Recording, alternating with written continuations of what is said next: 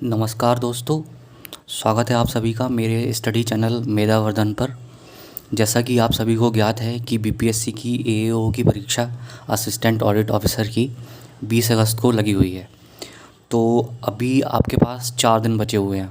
तो इन 4 दिनों में मैं आपको बताऊंगा कि आप कौन कौन से टॉपिक हैं जिन पर अपना फोकस कर सकते हैं और ज़्यादा से ज़्यादा नंबर्स गेन कर सकते हैं।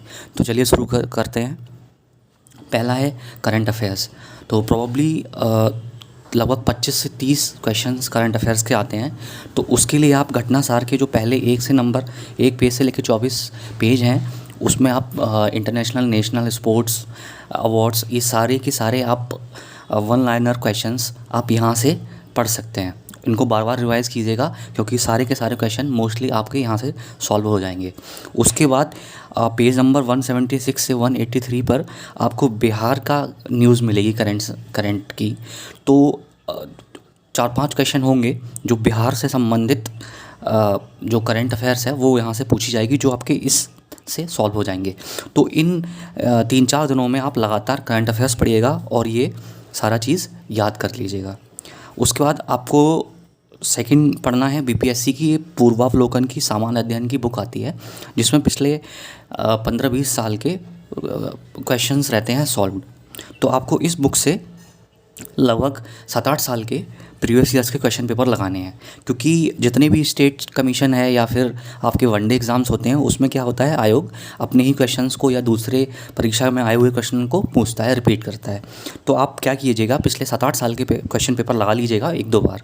उससे क्या है, आपको पता चल जाएगा कि आयोग किस तरह के प्रश्न पूछता है और आपको वो याद भी हो जाएंगे।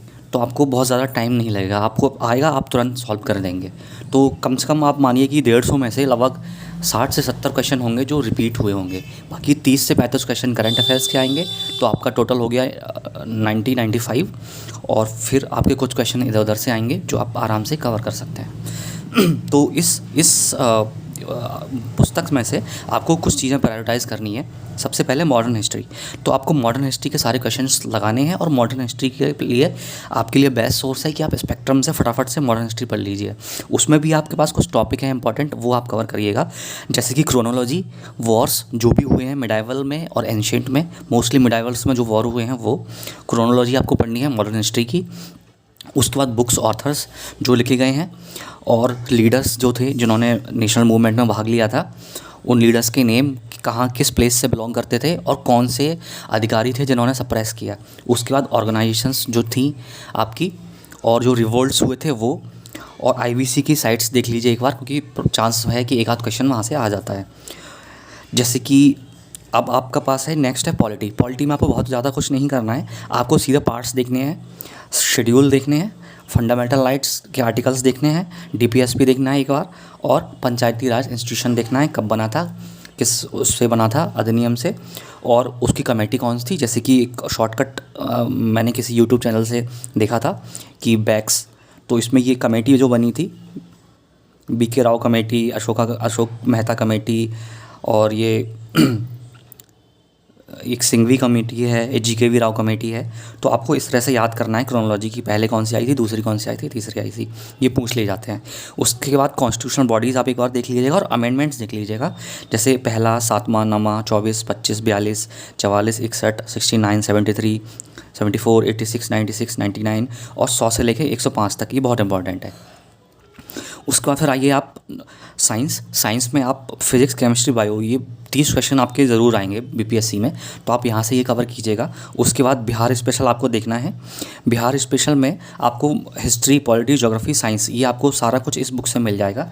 मैं आपको एक बार डेमो दिखा देता हूँ, आप यहाँ देखेंगे तो आपको ये सारा चीज़ मिल जाएगी। आप यहाँ देखिए, आपको पढ़ना है मॉडर्न हिस्ट्री, पॉलिटी, भूगोल में ये विश्व का भूगोल, भारत का भूगोल, और आपका सामान्य विज्ञान और बिहार राज्य संबंधित प्रश्न। तो आप मेन क्या है कि आप इतिहास, साइंस और बिहार करंट अफेयर्स और बिहार का स्पेशल ये ज़रूर कर लीजिएगा, ठीक है। उसके बाद ये इन्वायरमेंट में आप क्या करेंगे, कुछ एक्ट जो हैं वो आप उनके ईयर्स देख लेंगे और इंस्टीट्यूशंस के हेडक्वार्टर्स देख लेंगे, और ये कुछ अभियान गवर्नमेंट ने चलाए हैं, जैसे project tiger, project line, project elephant, तो आप उनको एक बार देख लेंगे और आप इन्हीं चीज़ों को बार बार रिवाइज़ कीजिएगा और आपका पेपर अच्छा जाएगा। और आपने पहले से ही बहुत कुछ पढ़ा हुआ है तो कुछ ज़्यादा कुछ नया नहीं पढ़िए, बस इन्हीं सब चीज़ों को बार बार रिवाइज़ कीजिए। ठीक है, ऑल द बेस्ट है सभी के लिए। बाय।